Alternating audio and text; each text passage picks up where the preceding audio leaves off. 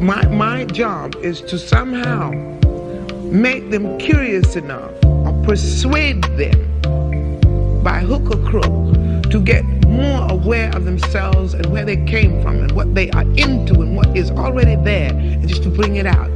This is what compels me to compel them, and I will do it by whatever means necessary. Welcome to the Black Girls Heal podcast, where we talk about healing our intimacy disorders, unresolved trauma, and building a healthy relationship with first ourselves and then others. Every episode, we will talk about advice you can apply today to break unhealthy patterns and grow in your self-worth. I'm Shena, Love Addiction Coach and Trauma Specialist. Let's begin. Hello, and welcome to the latest episode of Black Girls Heal. I am, as always, overjoyed to be with you today. So, on today's podcast, the title of the podcast thus far is Reesa, Teesa, Settling and Finding Your Joy. So, I am one of the 50 million plus people in the world who listened to the story of Reesa, Teesa that went viral on TikTok on Valentine's Day or around Valentine's Day. And so we're a month and some change out from her story making rounds around the world. And in case you're not here on this story, if you've somehow missed it, she's been on Good Morning America and all kinds of places. She told the story of how during COVID she married a man who ended up being a pathological liar. The name of her series was Who the Fuck Did I Marry? And within 50 parts, she told us the saga of falling in love with him, even having a child or getting pregnant at some point, and what it looks like, what happened to the dissolution of the relationship. And of course, when I heard that story, I heard the story of many of us, if not to that extent and to that level, but being in relationships with people who are less than what we deserve, really, really being in love with the fantasy of who that person could be, of what that relationship could get you or give you, and ignoring all the red flags. One of the things that Reesa talked about in her story is really wanting it to be her turn, really wanting it to be over. And this podcast is dedicated to those of us who have really yearned for love, not just for companionship's sake. It is human to want to be in partnership and want to be in relationship, whether or not it's romantic or platonic or just to have the family that you love, a family that makes you feel safe. But to the point of when you don't have it, that there is something that feels more broken or achy, or that yearning feels that is coming from a deeper place. And when that is coming from a deeper place, that is easier for smart, well established, well loved, engaging, funny, incredible women to fall victim to this fantasy and trying to make it work. And so in today's podcast, I want to talk about not necessarily Reesa Teesa's story, because there's been so many people who've talked about it at length and at depth and in depth. And she's also talked about her story, of course, as well. But I want to talk about, what does it look like for us when we do settle? What does it look like when we are in love with the fantasy of what something could be? We're going to talk about the fear of being alone. I'm going to talk about what is it like when you are focus on what you hope a partner can give you versus how you can show up in those areas for yourself or find healthier versions of that. I'm going to talk about the impact of Tyler Perry and his some of his storytelling for those of us as well in these types of scenarios, and also the difference between heart knowledge and head knowledge when it comes to relationships. So if all that sounds interesting to you, let's go ahead and jump on in. Thanks for listening to this week's podcast. Before we get started, let's take a small break to say thank you to this week's sponsors. So, like I said at the top or in the intro, we're going to talk about a lot of these things that I think led into, or things that Reesa Teesa said herself, that led into this connection. And from here on out, I'm most likely going to be talking about just us who struggle with being love addicts or acting as love addicts if we're primarily love avoidant. But whenever we get into a romantic partnership with certain types of folks, it brings out this need that it's so hard for us to let go of them. That it's very easy for us to become trauma bonded to them. It's very hard for us to lose contact. All the ways that we make other people really work hard for us or make it harder for them to get to know us, that we immediately let this person in because of the hope of what it could be.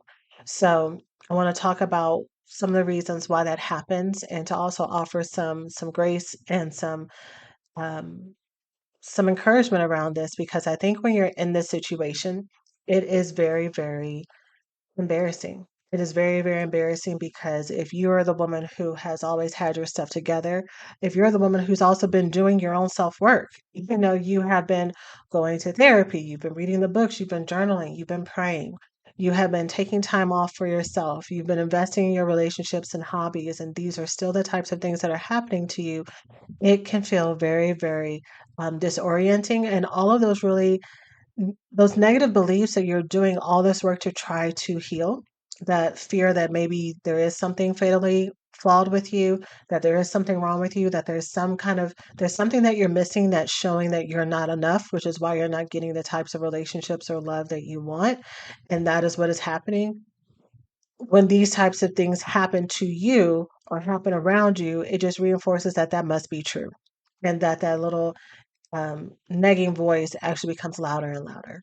And so, this fear of being alone, I think for many of us, is fear that our deepest beliefs are actually true. That for some of us, the boogeyman in the corner is not a fear of the dark or even a fear of death. It is that fear of being alone, because if that's true, that means that the people that rejected me in the past, it means the people who've abandoned me in the past, it means this deep judgment that I've had that there is something wrong with me or that there's something missing, that has to be the only thing that's left. It has to be the only thing that's real. Or maybe there are parts of us or many of us who do feel like that we are enough, but we have grown up with that there's not enough love to go around. And so we're so used to settling. We're so used to taking kind of the crumbs energetically of what folks can give us, whether or not it is folks in our family system taking whatever attention mom, dad, sister, brother gives us, taking half-hearted attempts from fake friends, and also taking half-hearted attempts in romantic partnerships as well. And feeling sad that you can't just feel satisfied with what's been given to you. Maybe you've tried your best to try to take what's been given to you and try to make magic out of it and make it work. But you still feel the longing on the other side of it, because there's parts of you that know that you deserve so much more, that you're worth so much more, but it feels out of your reach. And so when I talk to women who talk about this fear of being alone, what I hear is not just that they are not busy enough. I Anytime I talk to y'all, the audience, my clients, whoever, or even talk to myself about creating a life that you love and making it based on pleasure and joy, I really try hard to add other information and buffer and cushion around this to let you know that this is not about you running from these feelings that you have. This is not about you trying to create so many distractions in your life that you will lose track of what is going on underneath. Because when we are just creating distractions, we're not getting at the root. That's why we can have those of us who are super busy, have great careers, have a whole lot of friends, have so much stuff going for us. We have a really great full life. And then when we get into a connection, we get into a connection with someone who seems so far below everything that we've ever wanted. Or even if they are status wise what we want, maybe energetically, emotionally, spiritually, they are not giving us what we have always wanted and desired, but it looks good on paper. And so, what we're getting in our romantic partnerships does not match this beautiful life that we've painted on the outside. And that's because the root of this, maybe the root of some of the busyness that we've created and some of the distractions that we've created, is so that when we do not have as much time to be alone with those feelings that tell us, those fears, those whispering voices that tell us that love is not available for us, that love is not for someone like us, that love is not for someone like us until we earn it in this way or until we change or transform in this way. And that is a very crippling fear and voice and feeling. That is the type of feeling that will make you ache and be in fetal position and really not know how to get out of it. It's a very dark place to be. And depending on who you talk to about it, you can have some people who might, and they feel like in love, but kind of chastise you and say, girl, you just have to really believe in yourself and love yourself and create the life that you love, and don't depend on no man if you're attracted to men, or don't depend on no woman, don't depend on anybody else. You are the one who matters the most. And they don't understand that for you weren't taught that you were deserving of love from day one. You weren't given full love from day one. So, this concept of being fully loved, fully seen, fully adored is foreign to you outside of romantic partnerships. For you, what you saw in movies, what you saw in your girlfriend who had this really great relationship with the man down the street, what you saw on The Cosby Show, what you saw in all these different places were your access to love. And so, for you, this isn't like you're just being spoiled or you're being unsatisfied or ungrateful with your life. There is a part of your human need to be cared for, loved, deserved, adorned that was not given to you. And so romantic partnerships is that last window. It truly is that last missing piece because you've been trying to get access to it yourself and you haven't been able to have it. And so the fear of being alone, yes, is about partnership. And for those of us who want to have children, those of us who want to have a family that includes a partner and or children, for those of us who want to build a legacy, however that looks, whether or not it's y'all traveling the world or y'all living in the same cul-de-sac forever and ever, or whether or not it's being in the community together, you have a dream, you have a purpose that you want to have fulfilled to completion. It's not immature. It is not wrong. And so not being able to hold that means different so many other different things to you. And for those who have not been in that place or don't have that type of trauma, who've not had that type of emotional neglect, you can have this type of feeling, by the way, for those of you who are joining me for the first time. If you had both parents in the home, if y'all were financially stable, if you had everything that you were supposed to have. I mean, I mentioned the Cosby Show. So whatever the Cosby Show, or whatever your version of Black sitcom in the 90s and 90s and 2000s was your family system, whether or not it was Family Matters or Half and Half or My Wife and Kids, the Parkers, whoever it is that you attuned to, whoever showed you Moesha, Fresh Prince, Martin, of course, well, Martin, they didn't have kids in the family, but you know what I mean. My Brother and Me, That's So Raven. You can have any of those families that the structure is there, the provision is there. But if emotionally you didn't have someone, again, who turned to you and saw you for who you are versus who you wanted them to be, who they wanted you to be, who didn't see you as a burden, who enjoyed spending time with you, who had the energy to spend time with you. Some of you had parents and caregivers who deeply loved you, but because maybe they were immigrants in this country, or they were going through their own mental health issues or addictions or incarcerations or whatever it may be, they did their very, very best. And there was still some trauma of emotional neglect there because they had their own trauma that they were dealing with and that they were not able to show up fully for you in this way. So you can still feel this deep ache of not feeling enough and not feeling seen or not feeling loved and not feeling safe in your body and in your heart, even when you have all the things that you are supposed to have on paper, which I think a lot of folks who that is their experience, they may struggle a lot with, why do I feel this way? I don't have a right to feel this way. My parents gave me everything. I had everything. And so that's not the case for you. Emotional needs, emotional nurturance, and care is just as important as everything else. It's also a factor for safety. But you can have that, or you can have these feelings even if you had everything that you're supposed to have on paper. But you need that. You need to feel that sense of safety. So that's why when we are just building a life that's based in busyness versus that we're doing it from a place of genuine self-love and connection, then the output, that what happens on the other side of that is so much heavier. It has so much more dire consequences. So if I'm doing all this stuff and I'm doing all this work and I'm doing all these things that are supposedly supposed to help me be more worthy of romantic love, and whether or not people will say it that way, that's what a lot of messaging says. You have to get to this nirvana level of healing and be just so perfect and so feminine and so unbothered and so totally not consumed with relationships and not even care. You got to get to this certain place and then you'll be worthy of relationships. And so once you get to where you think that place is, or a place that's similar, and you try your hand at love again, and it ends up in this really horrible relationship, the consequences of that is not that, oh, this person is bad. It's that, oh, what was wrong with me to where this is the best that I could get? What was it that I have done that is wrong? And also, when you're coming from a place of brokenness, and or at least a place where you're not very clear on your own worth, which I'll talk about more when we get to head knowledge versus heart knowledge. If I'm coming from a place of trying to earn love or distract myself, then I'm going to be more likely to match with someone who matches that same level of effort and energy in how they see me. And it's also going to be harder for me to take my time because I'm just so ready for it to be my turn, because I've put in all of this great work, because this is my prize at the end of the day.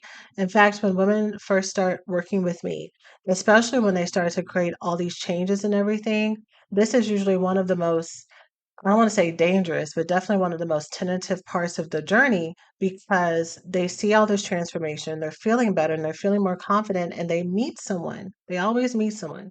There's either someone that there's already been around, or a new person, and it feels shiny and it feels brand new. And so it's very, very hard for me to get my clients at that point to slow down, because this is what they wanted this whole time, right? They started working with me to break these patterns, to break these cycles. And so now, not only are they feeling more hopeful and light and free than they've felt in years, if ever, now they're starting to get a whole lot of different results with the people around them.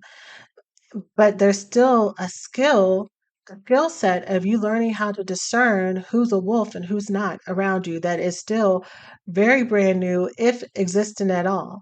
And so, yes, you are feeling more confident. Yes, you are doing all these great things. Yes, you are feeling like sunshine. But do you know how to pause, take a breath, and understand that um, healthy relationships and healthy partnerships are not a once in a lifetime thing for someone like you, for someone who's as amazing and as beautiful and as precious and as talented and fun and all those things. You get to have the gift of taking your time and letting yourself get to know someone, and letting someone work for you, letting someone prove their consistency with you. And with love addicts who are known for falling in love with love and falling in love with the fantasy of who someone could be, even in their healthier states, there's still need for discernment and need for accountability and a need for support, because there are probably things that you still don't know that you don't know.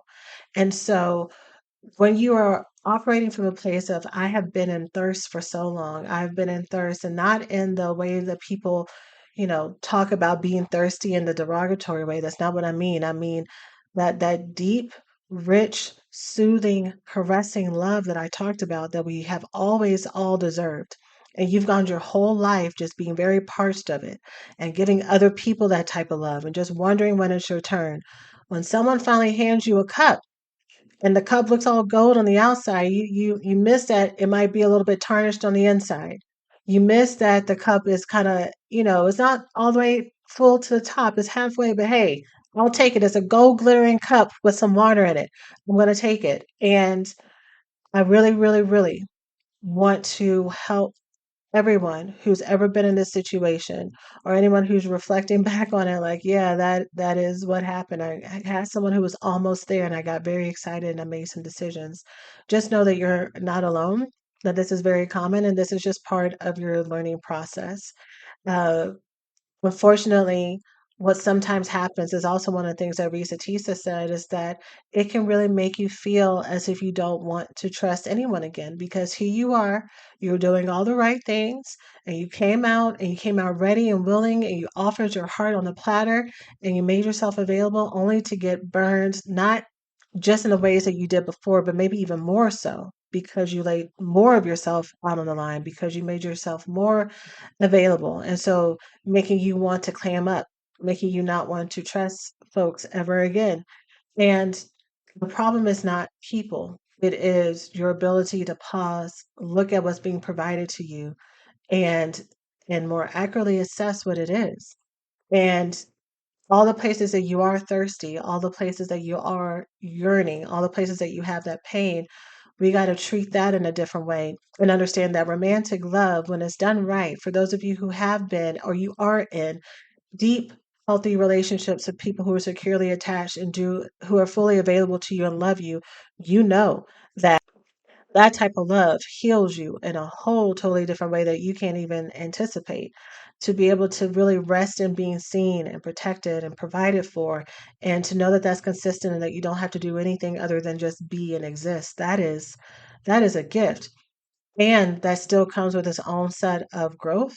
It still comes with you still knowing your worth and using your voice and knowing what you deserve and asking for it, if not demanding it. But the way that you demand it isn't coming from the place of wounding like before. I I will sometimes have clients when they start dating, they will, and if anyone's listening to this and thinking, "Hey, that's me." Yeah, because this is very common. And I'm not thinking of any one person. This is literally a pattern that I see a lot.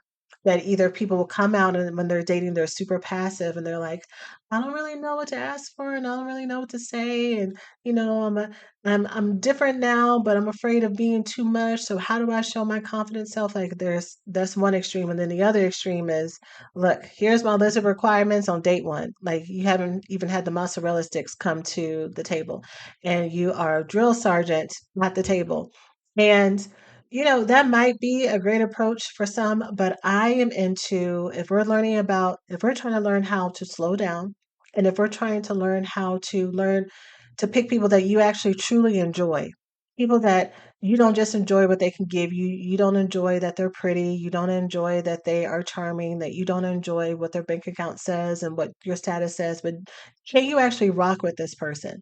Are the vibes that you're feeling actually potential trauma bonds, or is it genuine friendship that you can grow and build on? Can we start there? Can we start there and see the vibes, see how someone is, and then ask strategic questions as you have this conversation with them and take note of the red flag? Y'all have heard me say a million jillion times, people are always going to show you who they are from the very beginning. You can come with a list of 10 questions that you want to ask them. I do suggest that you have some things that are top of mind, but even just in genuine conversation with people or general conversation with people and asking them about their family and their friends and stuff like that, people are always going to tell on themselves, even when they're showboating. And especially if you have a certain set of patterns when it comes to folks that you keep attracting or being attracted to the same type of person, you just have to learn, okay, these are the types of qualities that I'm falling for. These are the ones that end up duping me in the end. So, how can I be more aware of these at the beginning? What are the questions that I'm asking? What is it that these types of personalities give me that makes me so susceptible to them? What is it? What is this sense of security that I have access to when I'm around them? One of the things that Reesa said in her story that really stuck out to me that I don't think anyone really talked about in this way is she talked about how for her the fact that he was paying bills was was an indicator that she could trust him and move forward. And I think in the last couple of years with the resurgence, either resurgence or the trendiness of feminine energy teachers, which I know has been around forever, but a lot of the popularity as Black women, we're reclaiming our right to rest and our right to not have to be strong all the time and our right to be seen as deserving of love, that we are women, that we are deserving of being treasured and taken care of, and that we don't have to and we don't want to always have to take care of everybody else, so there's a lot of feminine energy teachers and education that has really helped so many of us. I've been very clear that has helped me uh, um, heal from all this overworking and overstressing. And at the same time, one of the tenets that I hear often in this teaching is that the way that you know that someone cares about you and that they are a provider or a high value man, depending on whoever it is that you are talking to, is whether or not they are paying for everything, whether or not they're flying you out, whether or not they're paying for bills, whether or not whatever. And those of us who have experience with this, we know that a wealthy man is just that. That money don't mean nothing. That you can be with someone who is very wealthy and super selfish and super narcissistic and super abusive and super overattached to his mother and super lazy and super just going to use you and flake out. And even though he's tricking on you and spending all this money on you, and that you can also be with someone who's a super wealthy man who really does truly love you and care for you, but there's real problems with compatibility there, that the ways that your values match up, they don't quite align, that there are some things that you want, but that he doesn't want. And so if you're not careful, if the need that you are trying to attach to is financial stability, that if I'm going to be with a partner, that this is going to be my access to being financially stable and being able to rest and everything, you're going to miss out on all the other things that come along with it, all the other red flags that are there because you've been told that this one marker is a sign for safety when it's just one of many. Hey, we hope you're enjoying the podcast so far. Let's take a quick break to say thanks to this week's sponsors. As our country continues to grow and make new meaning out of the intersection between current and historical events, it is so important to stay connected to the voices and the leaders who are influencing what progress, connection, equality, and truth mean to us as Black people.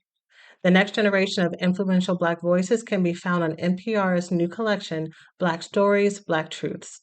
Black Stories, Black Truths is a celebration of Blackness from NPR. Each of NPR's Black voices are as distinct, varied, and nuanced as the Black experience itself.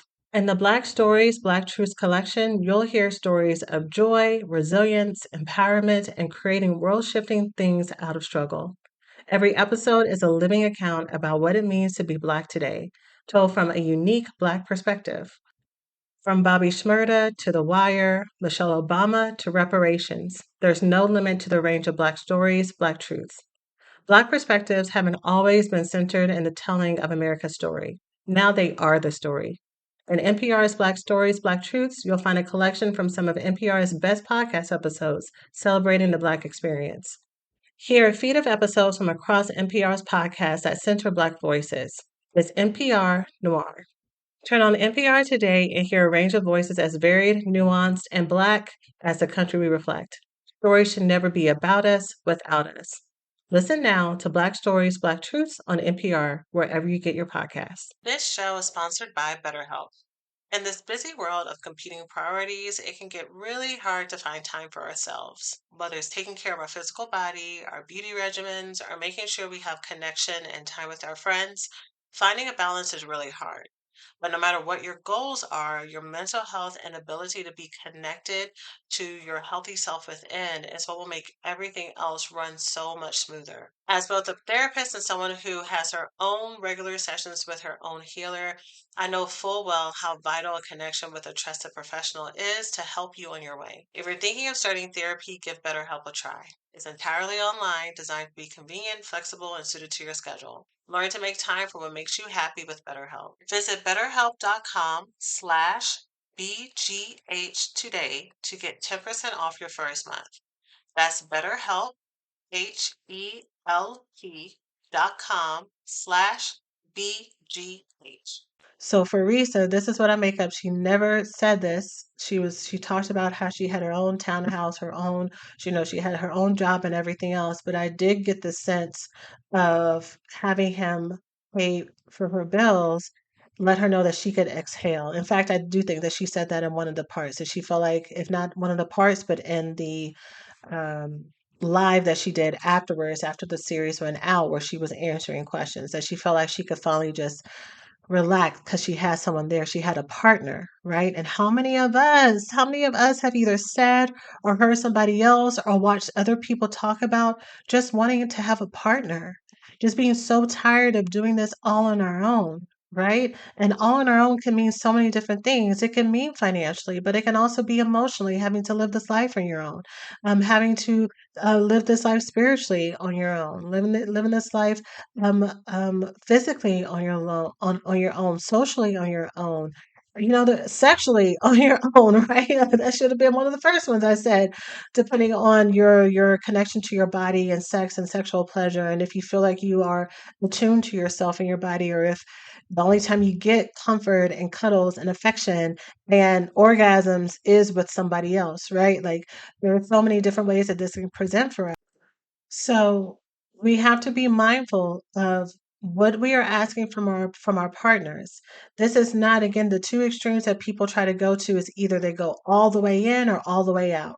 So I can speak for myself that sometimes, especially early on in my healing, when people would talk about like negative qualities that were more categorized to all the way in, I would try to cut out the need altogether. So when people would talk about codependency symptoms like being generous or being empathic and everything, and how codependency is just taking those qualities which are good and healthy, being empathic, being generous, being sympathetic toward people, really trying to give people the benefit of the doubt. You take these qualities that is healthy for you to have, and you go to the extreme of there's no boundaries to this, and you give it to everyone, and you give it to people who are super dangerous for you. I would think, okay, well, if that's what's unhealthy, then that means I got to cut it out altogether. So that means maybe I need to be more unfeeling when people are needing things, and I need to just be more blunt when it comes to saying no, and that I shouldn't care, and I should care more about myself. Because if I really loved myself, then who cares what other people think about me? Yeah, what other people think about me. And if I have any type of emotion otherwise, and that means that I don't love myself. And girl, there's such a thing as being in the middle. We can hold two different truths at the same time. I can hold the truth that I can be loving and generous and giving, and the standard that from because of my own love for myself, that I do not give to a place of deficit, that I don't abandon my own needs for the sake of other folks, and that I can hold them and I can hold their needs and know that I don't need to save them. That I can trust that the people in front of me are able of saving themselves, and that they can tolerate the distress, that their distress does not have to equal to my own. That because they are in distress does not mean that I'm a bad, selfish person because I'm not dropping everything and putting myself in mental, emotional, financial danger to come and save them. Right. And so that was the lesson I had to learn. So for this, if you've heard anything that I've mentioned today that so far, or if it sparked anything in your mind that's like, yeah, whenever I'm around certain types of partners, like the common quality that I've noticed is that these types of men or these types of women give me this.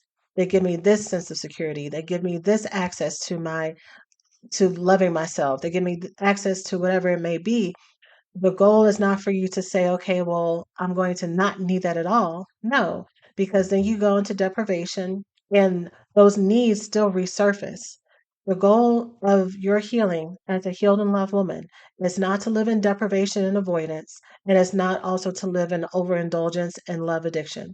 It is to live in a balanced place to where you can own these are the things that I require and these are the things that I need from a partner, and I'm fully able to not only give it to myself, but to know that I'm worthy of it and that I'm still gaining access to it either from my own internal um, sense of grounding, from my own spiritual sources, from my own chosen family. But I'm not living my life saying, well, I can't have this until this person comes. So that when they start to kind of dangle that metaphorical carrot in front of me, I'm quick to jump, right? And so, again, just to give you a couple more examples, it can look like so many things. If you have a very boring life, you can really fall for people who are really funny and really engaging.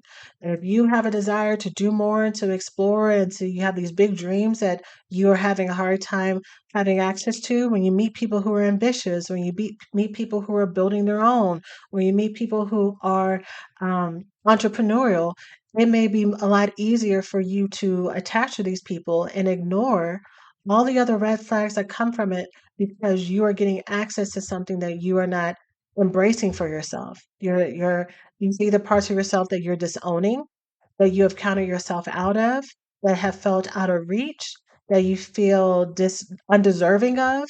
And so you're trying to get it from these other people instead of giving it to yourself. Now let's talk about the impact of Tyler Perry and his storytelling and where I kind of saw some connections to Reesa Teesa's story. So I'm gonna say this, and this was true when Tyler Perry first started his empire, which is so impressive. And kudos to him and what he has built. I mean, I feel like kudos is not even a big enough word for the incredible empire that he has built and successes that he has had, and all the accomplishments that he has had too as a writer and a producer and a director. No matter your opinion of him, even though you could probably tell I'm going to give a criticism right now, he deserves all the roses that he can have in this area. But in regards to this, I remember I remember when Tyler Perry was first starting out, or at least in the movie realm, because I remember going to his plays and watching his plays and then, branching out into movies, of course. But I remember when he was doing a lot of interviews at the very beginning and saying things that he still says to this day about how women need to look at the heart of a man. And if a man is not making a certain amount of money, but he has a good heart and he's loyal and he's whatever else, that's all that really matters. And so I remember, I mean, how many years ago is this now? What, 20 years plus ago? I remember watching that and hearing other people dissent and say, like, that's not true, whatever, and being like, you know what? Y'all are really going to miss out on your blessing. I remember being a very young woman and saying, I think that's absolutely true. I think that money does not make a person, and if they make slightly less than you, like I just couldn't think of, or a lot less than you, I just couldn't really fathom why that would be a a red flag from someone. It just seemed really nonsensical to me. And so that I'm not gonna say that that caused it, but I would say that that line of thinking and those types of messages reinforced messaging that was already there about what type of love I deserved as a young woman, as far as being protected and being provided for, and what I could expect from partners, which made it a lot easier that if not in this area, in other areas very early on, but I did not have a lot of requirements for partners because I could take care of myself. And, y'all, I've been taking care of myself. I remember having my first independent thought of, you're not going to tell me what to do, and I'm going to make sure that I don't need anything from you in my family of origin. I remember having that first thought at 6 years old, clear as day, which is what, first grade. And I know that that was a vow that I made, and I lived by it. And so being in partnerships, whatever I got, if I got anything, it was kind of extra. I really didn't have that many expectations, which led the path for as I grew up into my adulthood and had more serious relationships and more serious partners. That was still a belief system that I had until I started to, as the professional oldest child, first oldest daughter, all the stereotypes that come along with that, with the other things I've already said, getting into relationships with folks that I ended up needing to mother in some ways and not seeing that as a red flag, not seeing that what they were able to provide and do for me was not just about money. So that's the main thing I want to say is I think right now there's a lot of conversations that speak a lot about a certain income level being an indicator, being being something that equates to a man's integrity or who he is. And what I will say is how they show up in their life financially is an indicator for how they show up in every other corner of their life. If you are with someone who is constantly on the cusp of being able to have a breakthrough, constantly on the cusp of their business coming through, constantly on the cusp of getting a new job, constantly on the cusp of this brand new horizon coming, but it never comes, if they have a story that there is always somebody else's fault, that when it comes to actually showing up and helping, that they are not the first one to initiate helping you in every area that they can, that they do not see your discomfort, emotional, physical, mental, financial, spiritual discomfort as deeply troubling to them, that they want to fix it. If these are not qualities that come from this person, no matter what their income level, then that is a red flag, because that is showing you who this person is in their relationship and who they're going to be in relationship to you. I do know women who are in partnerships with partners who make less than them, but the way that these men show up for them and the way that these men champion them and really continue to provide and protect and love on these women and treat these women as a prize is inspirational, right? Versus them feeling resentful of it, versus them feeling disempowered of it.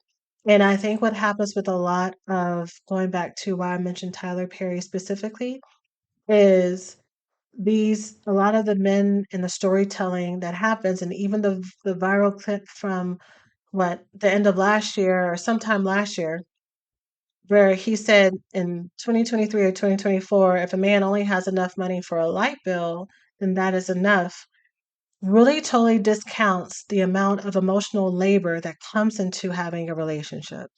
And so for women, for us to feel safe in a partnership, it's not just someone being in the house with us. It's not just a body next to us. I need to know that you are covering me and that you're taking care of me in all of these different facets of my life for me to feel safe, for me to unfold, for me to step out of being mother, provider, boss role to actually being partner with you. And it doesn't have to, again, I really am trying to emphasize that this is not about a number amount, it's about the energy. Let me give you another example. There is a viral clip right now at the time that I'm recording this of this man who is saying, you know what, ladies, there's not enough men out here. Some of y'all are gonna have to settle. Some of y'all, are gonna have to end up paying all the bills or doing 60/40 or 80/20. And because some of us were in jail or we're this or we're that, and there's not enough of us. So it's better to do that than to be single. And quiet as it's kept, actually, there's so much joy in being single. There's so much joy in being single and being free of someone who is robbing you of your energy and draining you emotionally and mentally and sexually and spiritually, and you are feeling overworked and overburdened, and you still have to continue to give and give them the benefit of the doubt because of the level of commitment that you've had to them, because that you've attached to this fantasy of what could be if you just hold on a little bit longer, if those things that aren't quite true, if you just kind of hold on, like they're being uh, um, dishonest about something, that something isn't quite clicking, but you've already attached to who this person and who this relationship could be, and y'all are so close to it. And you've probably already had a whole lot of fights with other people in your life about who this person is. You may have already defended them. You may have had to defend them to yourself. You may have had to defend them, maybe even to your pastor. And so you're going to stay attached to this person and fight tooth and nail for this thing and not realize that this thing was probably broken from the beginning. I'm bringing these two examples up because this is not common knowledge for many of us, unfortunately.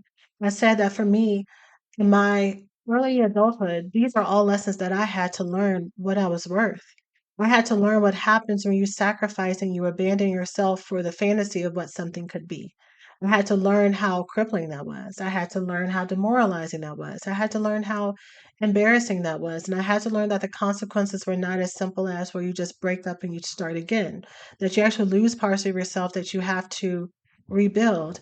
In the earlier version of me, of young Sheena, who had not had healthy examples of love and of connection, she would hear stories like what was being told to her by, Tyler Perry-ish movies earlier, and she might have even watched the video that's going around right now. This man saying, you know what, there's not a lot of us out there. Some of you are going to have to settle because a man with a good heart who maybe makes less than you is better than no man at all.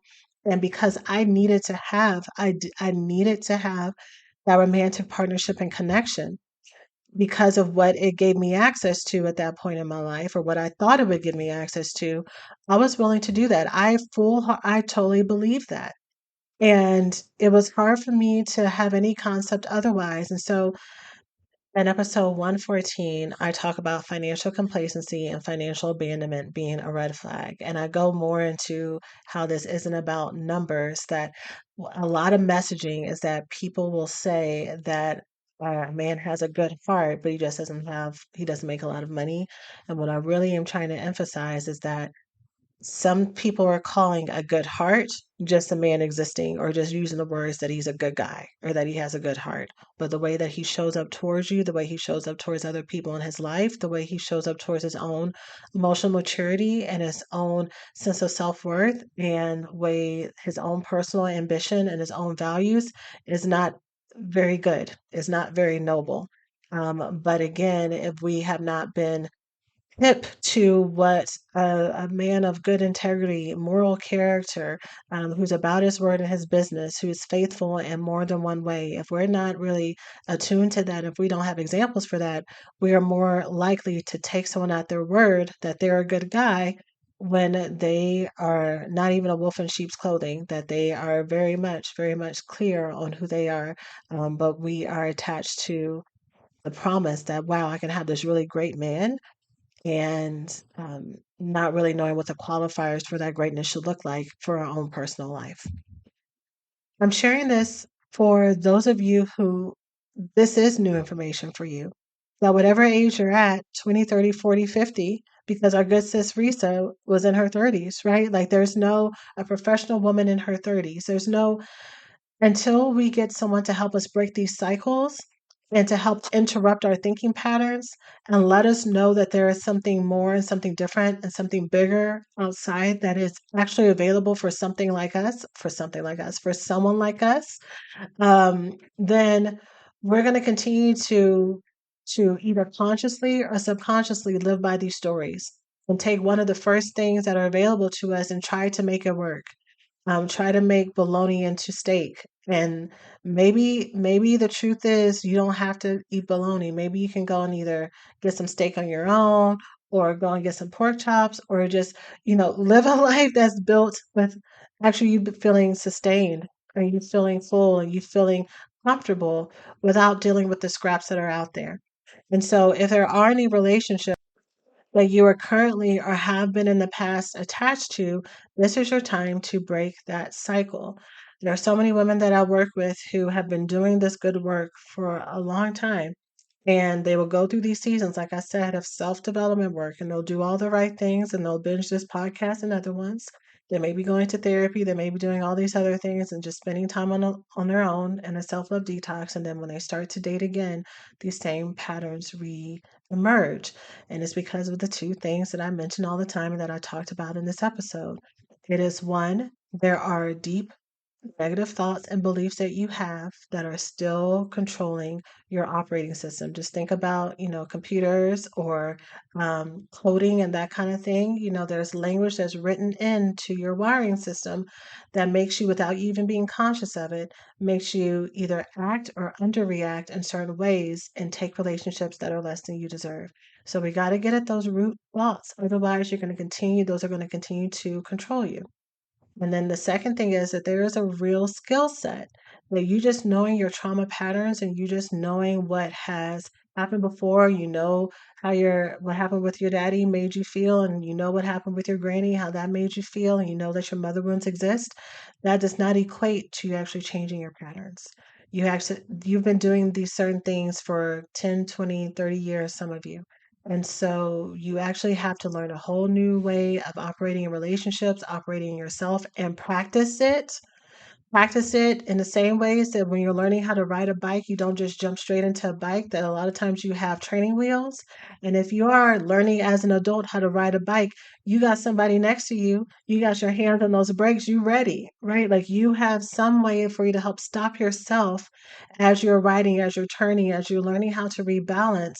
And you don't just expect yourself because you watched a couple YouTube videos and read a lot of books about riding a bike that you know how to ride a bike. You actually have to practice a skill set and fine tune it and get help with it, right? Get pointers with it for where you need to have it. So there's no way that I would have been able to heal my intimacy disorder, even though I had a very real degree in marriage and family therapy. And I was helping other people every week. And I had tons of friends who were also therapists themselves. There's no way. So people I could confide in and talk to as well, right? I had to literally unlearn all these things and rebuild myself. And so that's what those are exact skill sets that I teach in all my programs and all the things that I invite y'all to, because I know that just listening is not enough. So the next opportunity for you to join in with me is our no contact and letting go workshop, which is on Tuesday, April 16th. Let me pause and make sure that's the right. Yes, it's Tuesday, April 16th at 6:30 p.m. CST, where I'm going to be talking about all the things that I've already talked about here tonight, but I'm also going to be talking about how to use the no contact process for trauma bonded relationships. We're going to talk about making space for healthy love. We're going to talk about determining if the relationship that you're in now is helping or hindering. Or we're going to talk about moving towards having a great partner even when it's hard. If you're someone who's already in a partnership with someone, and you feel that your stuff from the past has been affecting how you want to show up in this relationship and it's making it hard for you to be available to this person and to trust them and to love them and to let them see how much you love them back.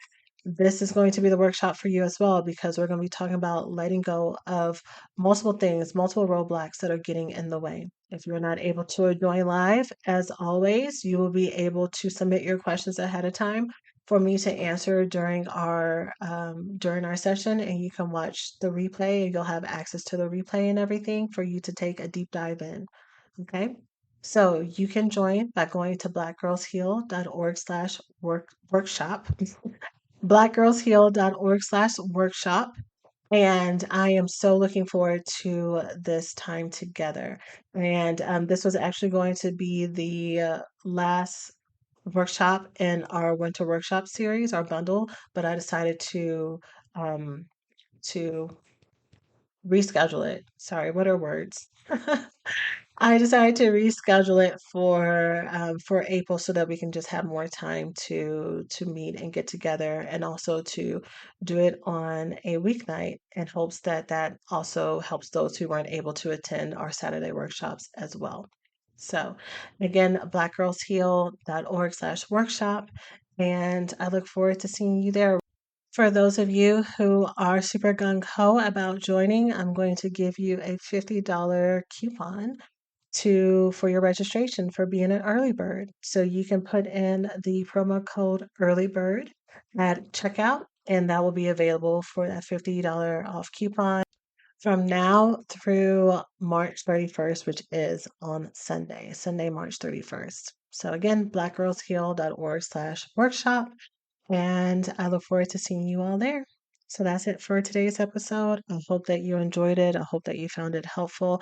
Please share with someone who you feel may need it and may benefit from it. And I look forward to seeing you in the next one. That's it for now. Take care of yourselves. Thanks for listening to this week's podcast. Before we get started, let's take a small break to say thank you to this week's sponsors.